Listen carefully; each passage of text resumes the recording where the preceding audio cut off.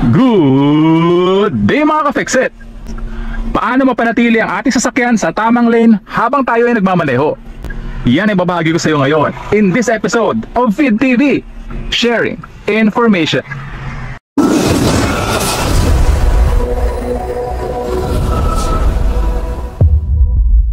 Itong video na ito ay napakakapakipakinabang lalong-lalo na sa mga beginners at sa mga nag-aaral para magmaneho ng manual transmission at automatic transmission na sasakyan. Ito ay i-include ko sa ating playlist ng paano magmaneho ng automatic transmission na sasakyan dahil ito ay importanteng matutunan mo habang ikaw ay nag-aaral para magmaneho. So ito ay very hard for beginners lalong-lalo na kapag first time mo pa lang magmamaneho ng isang sasakyan at pati dun sa mga kahit matatagal ng driver at first time pa lang naman nilang ipamaneho yung isang sasakyan na ipiniharam sa kanya o kaya bagong biling sasakyan. So tandaan na medyo magbabago yung ating reference points base po sa ating nakikita sa loob ng ating sasakyan dahil ang ibang sasakyan po hindi po kapareho ng sasakyan na ito.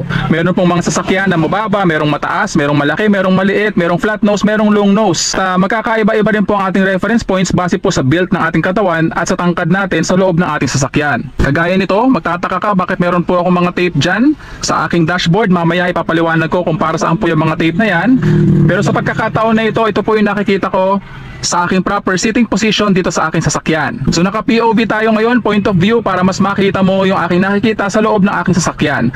So ang height ko nga po pala is 5'6", I am medium build at ito po yung proper sitting position ko. Tandaan nga lang po pala na dapat na-i-adjust na po natin ng tama yung ating sarili sa loob ng ating sasakyan dahil lubhang makaka-apekto po yan sa ating pagmamaneho. So ito na-i-adjust ko yung aking sasakyan. I am properly seated in this position. Nakasandal ako at nakadikit yung aking ulo sa aking headrest at ang aking tuhod is not touching the dashboard.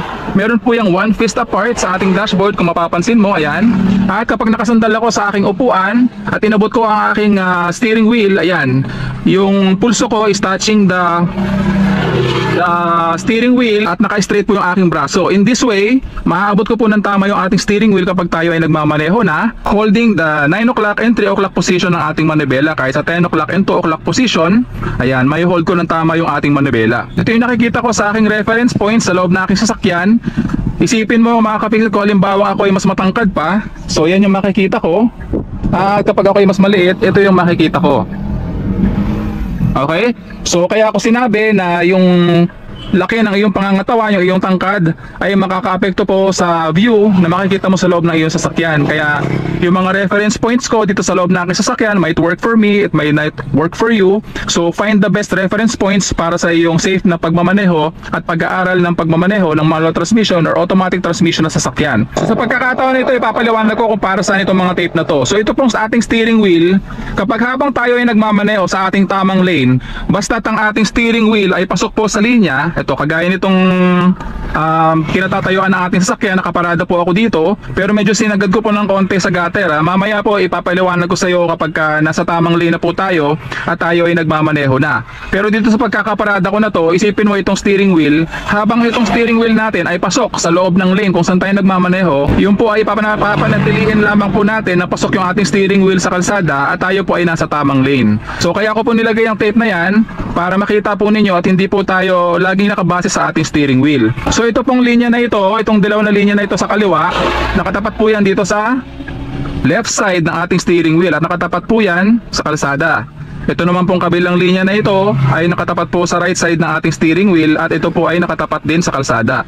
Ito naman pong gitnang dilaw na tape na ito represents yung ibabaw na gitna or upper center part ng ating steering wheel. Mamaya papaliwanag ko rin para saan yan at very beneficial yan sa mga nag-aaral pa lamang magmaneho. Tape na to, makikita mo rin mamaya at ipapakita ko sa iyo na kung saan nakatapat yan at yan ay ating reference point para hindi natin tamaan yung gutter sa kalsada or yung iba pang nagmamaneho sa kalsada kapag tayo ay nasa opposite lane.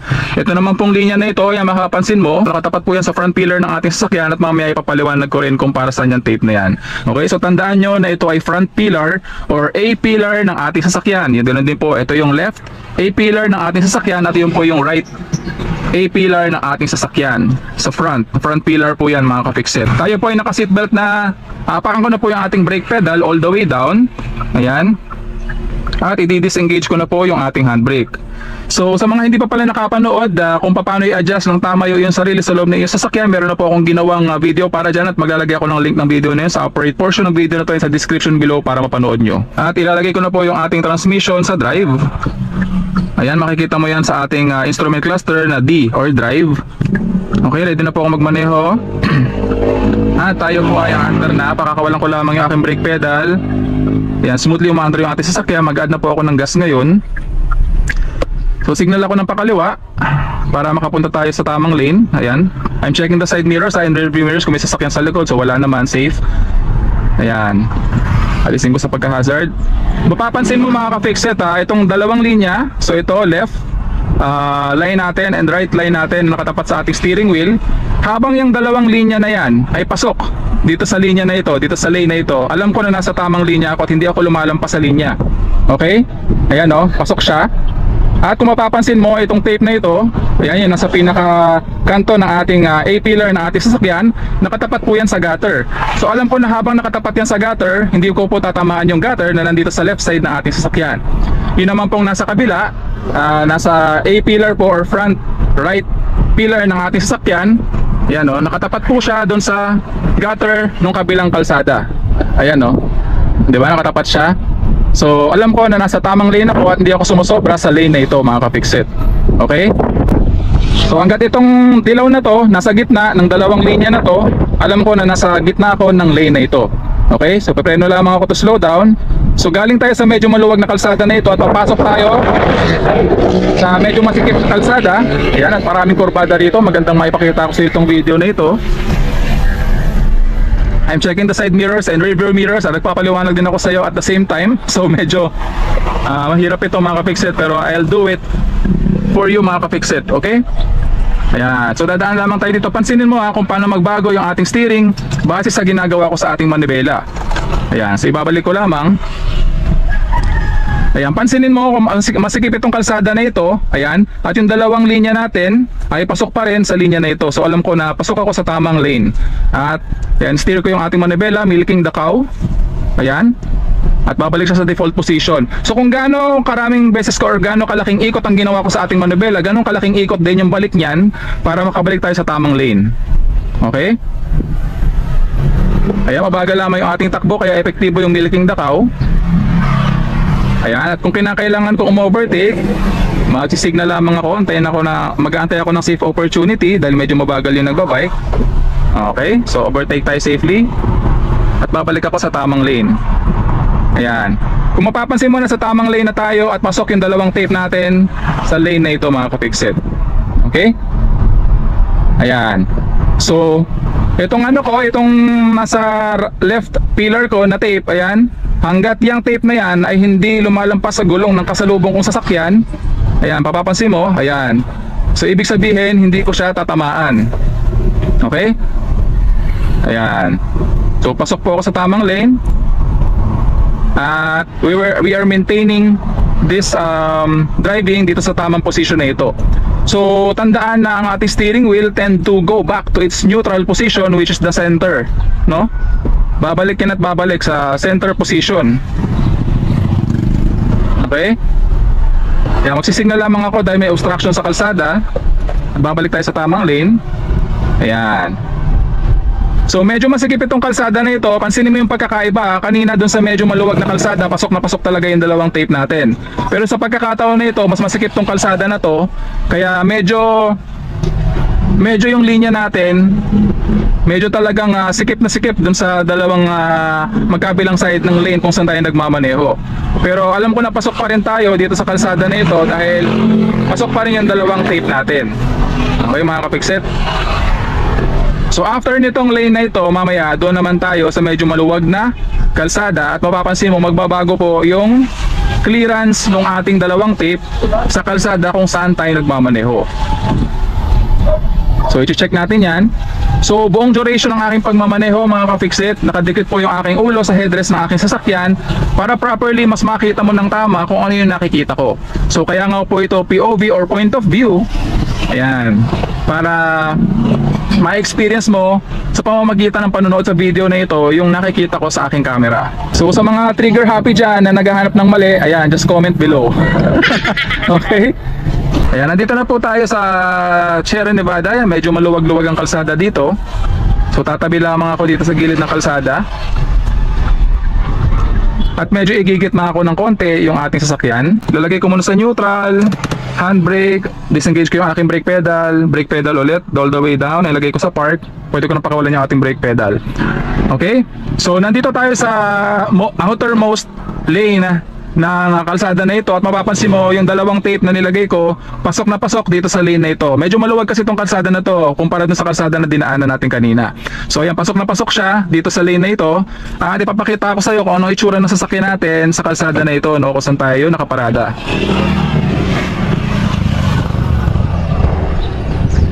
Ayan, kung mapapansin mo sa reference point natin ng dalawang linya na yon, ito, ang laki ng clearance natin dito sa kalsada na ito, dito sa left side.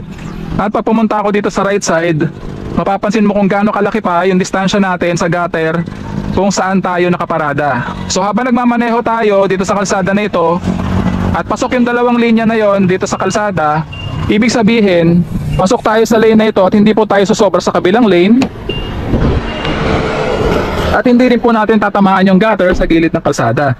So ibig sabihin mga kapiksit, itong dalawang line na ito or itong dalawang tape na ito, hanggang ito ay pasok dito sa loob ng kalsada na ito, ibig sabihin hindi po natin tatamaan yung mga sasakyan na nakakasalubong natin sa kalsada at yung gutter dito sa gilid ng kalsada. So yun yung magsisilbing reference point natin.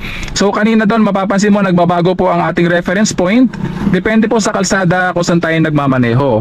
So medyo papasok ito ng malaki dito sa kalsada nito dahil maluwag po ito, pero pag medyo masikip na kalsada, talaga eksaktong-eksakto lamang itong tape na ito dun sa kalsada kung saan tayo nagmamaneho. So let's drive here into this road. Ayan, brake pedal all the way down, disengage ang ating handbrake, lalagay ko na sa drive at tayo po ay magmamaneho na. So kapag mga ganito na aalis tayo sa pagkakaparada, much better na umabante muna tayo kung wala namang obstruction sa harapan ng ating sasakyan. Ayan, at saka tayo mag-signal.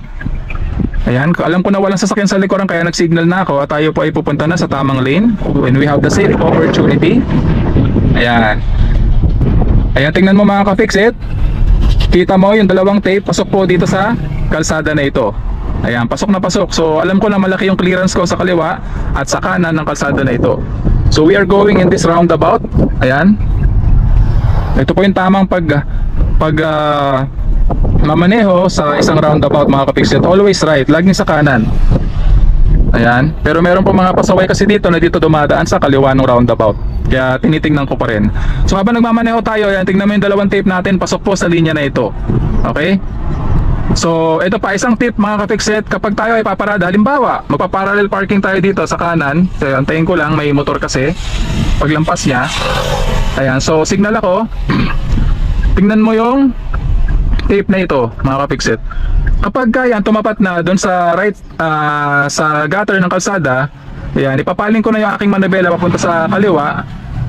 At kapag straight na yung aking sasakyan, ito kagaya nito, straight na ating manibela sa kalsada. Ayan, pansinin mo yung tape na ito nakatapat sa gutter sa gilid ng kalsada. At pagtingin ko sa side mirror ko, ayan, meron pa tayong safe na distansya doon sa gutter sa kanang bahagi ng ating sasakyan. So safe yung distance niya para hindi natin tamaan yung gutter at hindi gumasgas yung ating sasakyan sa gilid ng gutter, lalong lalo na yung mugs natin, no? At kahit napakita ko pa sa'yo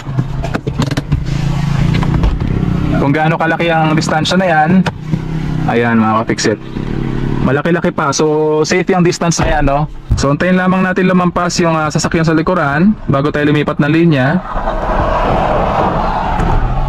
Ayan mga kapiksit. So ayan, properly maintained po yung dalawang linya na yan sa loob ng lane kung saan ako nagmamaneho para alam ko na tayo ay nasa tamang linya. So dito naman tayo sa roundabout na ito. Ayan mga kapiksit. So dito sa roundabout na ito, pananatilihin ko lamang din na pasok yung dalawang tape natin dito sa kalsada na ito. So alam ko na nasa tamang linya pa rin ako. Tayo ay mag-change lane papunta sa kanan. Ayan, sisignal lamang ako at titingnan ko yung mga side mirrors, rearview mirrors ng ating sasakyan. So safe na. At tayo ay kakanan dito sa kalsada na ito. Ayan, so ipapasok ulit yung dalawang tape dito sa kalsada na ito at alam ko na nasa tamang linya tayo mga kapiksit. So tandaan na itong tape na ito nasa ating left A-pillar, hanggat yan ay hindi tumatama sa gulong ng kasalubong natin sa sasakyan, alam ko na hindi natin tatamaan yung kasalubong natin na sasakyan. Ayan, pansinin mo, o diba? Ang layo nun mga kapiksit ha. Ito ring right A-pillar na tape natin. Ayan, kita mo nakatapat doon sa gutter nung kabilang kalsada. Isa rin yan sa pwede mong mag-reference point para alam mo na tama yung distansya mo. May mga pagkakataon na mawawala sa position yung tape na yan, no, mga ka-fixit, lalong-lalo na kapag lumiliko ka. Ito kagaya nito, liliko tayo dito pa kaliwa. Ayan, mawawala syempre yan sa position, and after nung liko, ibalik mo na lamang yan sa tamang position. So napakakapakipakinabang nitong reference points na ito, no, lalong-lalo na sa mga nag-aaral pa lamang magmaneho at lalong-lalo na sa mga beginner drivers, no. At kapag nasanay ka na dyan sa mga reference points na yan, base sa laki mo at tangkad mo sa iyong sasakyan at base na rin sa nakikita mo sa loob ng iyong sasakyan, magiging automatic reflex action yan and muscle memory ng iyong katawan. So yung mga reference points na yan, hindi mo na yan kailangang isipin kapag may experience ka na at medyo you've spent long duration of hours sa pag-aaral ng pagmamaneho ng manual transmission and automatic transmission ng sasakyan. Magiging automatic na lang yan, isave mo yan sa iyong memory bank. Kaya't palagi ko nga sinasabi na palaging tatandaan na walang sino man ang pinanganak na magaling. Kailangan natin ng sapat na panahon at pagsasanay upang maging magaling tayo sa anumang bagay. Okay, and that concludes our episode for the day. I do hope na sana may natutunan ka sa video episode natin ngayong araw. So kung di ka pa subscriber ng channel ko, please consider subscribing. Please like, leave a comment, and share my videos para makatulong din po sa iba. And that concludes our episode for the day. I do hope na sana may natutunan ka sa video episode natin ngayong araw.